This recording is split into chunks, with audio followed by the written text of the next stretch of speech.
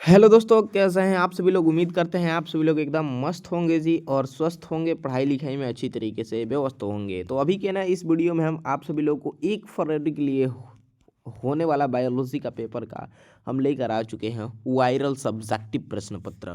प्यारा साथियों, ये जितना सब्जेक्टिव आपको बताएंगे, आपसे रिक्वेस्ट करेंगे कि वीडियो को शुरू से लेकर अंत तक देखिएगा, ताकि पूरा का पूरा क्वेश्चन आप सभी लोगों को जो है ना याद हो जाए। ठीक है, बहुत ज़्यादा इंपॉर्टेंट ये सब्जेक्टिव है, जो कि हर रोज साल आपके परीक्षा में पूछा जाता है। तो एक बार शुरू से लेकर अंत तक देखिए, सारा प्रश्न आप लोग को जो है ना याद कर जाना है। चैनल को सब लोग सब्सक्राइब जरूर कर लीजिएगा। चलिए वीडियो की स्टार्ट करते हैं। यहाँ पे प्रश्न संख्या को छोड़िए, यहाँ पे प्रश्न देखिए और आंसर देखिए। ठीक है, चलिए यहाँ पे क्वेश्चन है कि एमिनियो सिंथेसिस क्या है। तो एमिनियो सिंथेसिस देखिए, इसे एमेनियोटिक फ्लूइड टेस्ट भी कहते हैं। इस विधि द्वारा गर्भ में पल रहे बच्चे के गुणसूत्र में गड़बड़ी या घातक इन्फेक्शन के बारे में जानकारी ली जाती है। इस विधि द्वारा डीएनए से गड़बड़ी का पता लगाया जाता है। ठीक है, चलिए अगला क्वेश्चन देखिएगा, और इसका पीडीएफ भी हम आप सभी लोगों को इस वीडियो में देने वाले हैं। तो वीडियो को शुरू से लेकर अंत तक अवश्य देखेंगे, सभी लोगों को पीडीएफ भी मिलेगा बायोलॉजी सब्जेक्टिव का। चलिए जी, यहाँ पे नेक्स्ट क्वेश्चन कह रहा है कि निकोटीन के क्या प्रभाव है। निकोटीन के क्या प्रभाव है। तो निकोटीन के निम्न प्रभाव है। पहला, यह स्नायु तंत्र को उत्तेजित करता है। दूसरा, यह ब्लड प्रेशर को बढ़ाता है। तीसरा, निद्रा को निद्रा को ईट करता है, परंतु लगातार सेवन से अनिद्रा रोग होने की भी संभावना होती है। और चौथा है जी कि लगातार सेवन से कपकपी होने की संभावना होती है। ठीक है, तो ये देखिए, जब भी पूछे निकोटोन के क्या प्रभाव हैं, तो इन चारों को लिख देना है आपको, तब आपको 2 नंबर मिलेगा। सारा 2 नंबरिया क्वेश्चन है, एकदम याद कर लीजिए। परीक्षा में एकदम लड़ने वाला है, इस बार टकराएगा एकदम 1 फरवरी के दिन पेपर में। ठीक है, चलिए नेक्स्ट क्वेश्चन देखिए, एकदम वीवीआई क्वेश्चन ये है कि हीमोफीलिया को ब्लीडर्स रोग क्यों कहा जाता है। तो हीमोफीलिया को ब्लोडर्स रोग क्यों कहा जाता है जी। तो उत्तर लिखिएगा कि यह अनुवंशिक रोग है, जो जीन में गड़बड़ी के कारण होता है।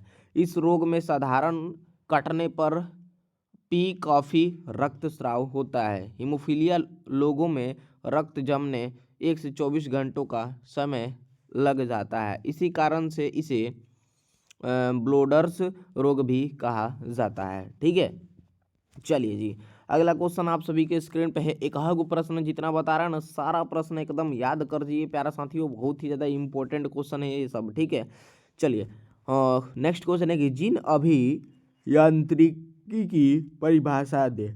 जिन अभियांत्रिकी की परिभाषा दे। तो उत्तर लिखिएगा कि कृत्रिम रूप से डीएनए अणु को एक जीव से दूसरे जीव में डीएनए अणु को जोड़ना जीन अभियांत्रिक कहलाता है।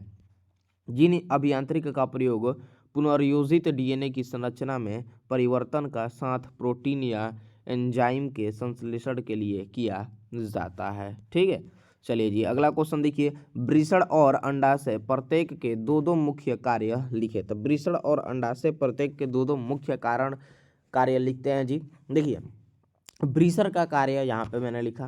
पहला, यह शुक्राणुओं की उत्पत्ति करता है। क्या करता है, यह शुक्राणुओं की जो ना उत्पत्ति करता है।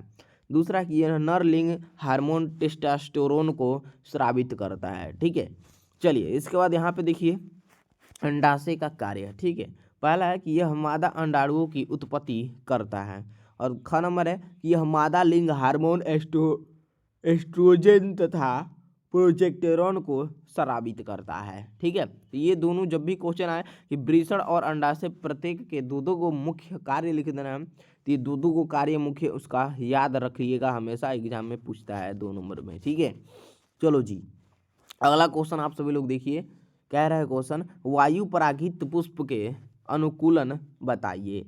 तो वायु परागित पुष्प के अनुकूलन जो है ना, देखिए यहाँ पे वायु परागित पुष्प का अनुकूलन निम्न है।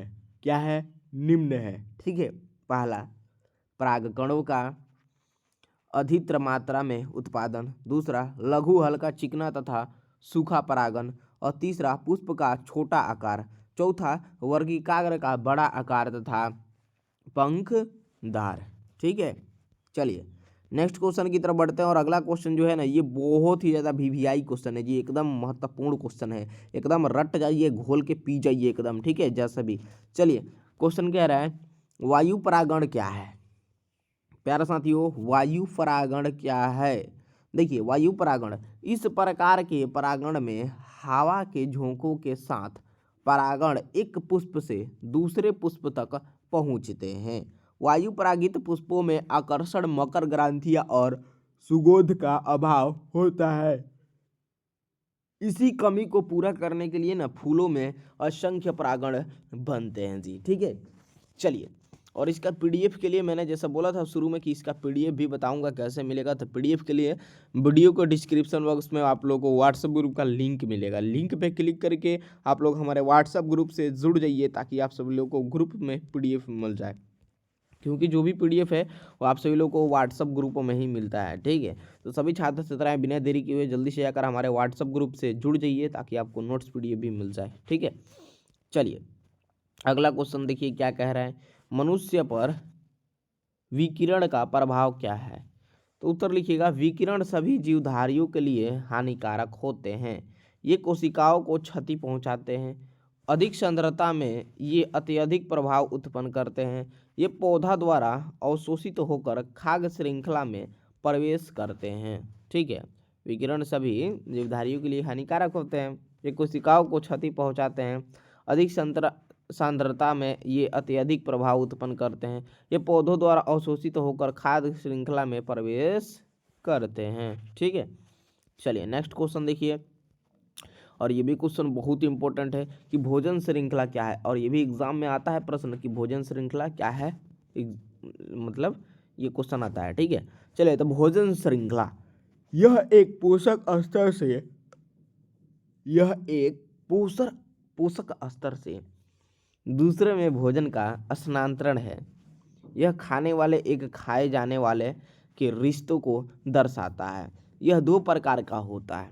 पहला, ग्रेंजिग भोजन श्रृंखला, और इसके बारे में मैंने देखिए थोड़ा सा एक लाइन लिखा है कि यह हरे पौधों से शुरुआत करता है, जैसे कि घास, चूहा, सांप, बाज।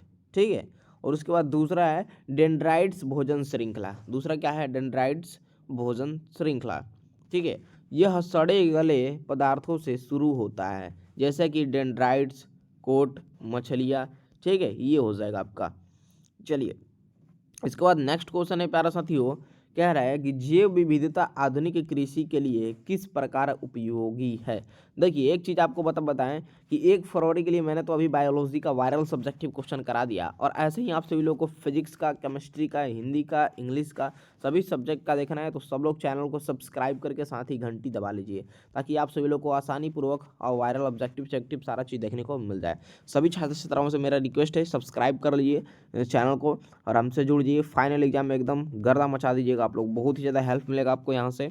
और एक चीज़ बताएं, आपके जितने भी मित्र, साथी, दोस्त हैं उन सभी के पास इस वीडियो को जितना हो सके ज़्यादा से ज़्यादा शेयर कीजिएगा, ताकि सभी लोग इस प्रश्न को याद ज़रूर कर लेंगे। ठीक है, चलिए जैव विविधता आधुनिक कृषि के लिए किस प्रकार उपयोगी है? ये एक सेकंड, हाँ चलिए, तो देखिए आंसर लिखना है, जैव विविधता आधुनिक कृषि के लिए 3 प्रकार से उपयोगी है। पहला, नई फसलों से स्रोत के रूप में। दूसरा, अनंत किस्मों के प्रजनन के लिए सामग्री के रूप में। ठीक है, तीसरा है नए जीव निम्नकरणीय पीड़कों के स्रोत के रूप में। ठीक है, तो ये तीनों याद रखिएगा आप लोग बिल्कुल। ठीक है जी, चलिए इसके बाद अगला क्वेश्चन आ जाता है आपका, कह रहा है क्वेश्चन जी कि एक पारिस्थितिक तंत्र से आप क्या समझते हैं? तो आंसर लिखिएगा कि जीवों के समूह जो पारस्परिक क्रिया करते हैं तथा वातावरण के साथ भी क्रियाएं करते हैं, उसे पारिस्थितिक तंत्र कहा जाता है। सिंपल सा आंसर है। ठीक है, चलिए अगला क्वेश्चन अब कहता है जी, देखिए क्या कहता है, ये रहा क्वेश्चन कह रहा है, देख लीजिए यहाँ पे, मौन मधुमक्खी पालन से आप क्या समझते हैं? तो मौन मधुमक्खी पालन से जो है ना हम क्या समझते हैं, इसका बिल्कुल सही आंसर यहाँ पे देखिए लिखना है। शहद के उत्पादन के लिए मधुमक्खियों के छत्तों का रख रखाव ही मधुमक्खी पालन अथवा मौन पालन कहलाता है। यह प्राचीन काल से ही चला आ रहा है। एक कुटीर उद्योग है। मधुमक्खी मोह की भी पैदा करती है तथा औषधि निर्माण में भी इसका उपयोग किया जाता है। ये भी क्वेश्चन बहुत इंपॉर्टेंट है जी, याद कर लीजिएगा, ठीक है। और एक और क्वेश्चन आप सभी को बता देते हैं, यहाँ पे नीचे की तरह आपको दिख रहा होगा जी यहाँ पे कि ये वीवीआई एकदम है बहुत ज़्यादा। क्वेश्चन पूछता है कि मानव में नर अथवा मादा जनन तंत्र का जो है नामांकित चित्र बनाएं।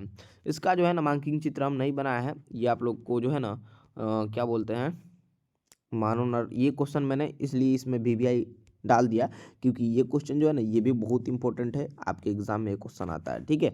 चलिए, चाहिए इसका आप पीडीएफ चाहिए ना आपको तो ग्रुप से जुड़ जाइए। वीडियो के डिस्क्रिप्शन में व्हाट्सअप ग्रुप का लिंक दिए हैं, उसमें आपको इसका पीडीएफ मिल जाएगा, ठीक है। और ये वाला क्वेश्चन को जो है ना हम चित्र बनाकर ग्रुप में डाल देंगे, ठीक है। तो सब लोग जल्दी से जाकर व्हाट्सअप ग्रुप से जुड़ जाइए। वीडियो को डिस्क्रिप्शन में मैंने लिंक दे दिया है। और सभी लोग से रिक्वेस्ट है चैनल को सब्सक्राइब करके घंटी दबा लीजिएगा और वीडियो को ज़्यादा से ज़्यादा अपने दोस्त साथी में शेयर कर दीजिएगा, ठीक है। एक प्यारा सा कमेंट जरूर कर दीजिएगा आप लोग जी, ठीक है। चलिए नेक्स्ट वीडियो में मिलते हैं, धन्यवाद।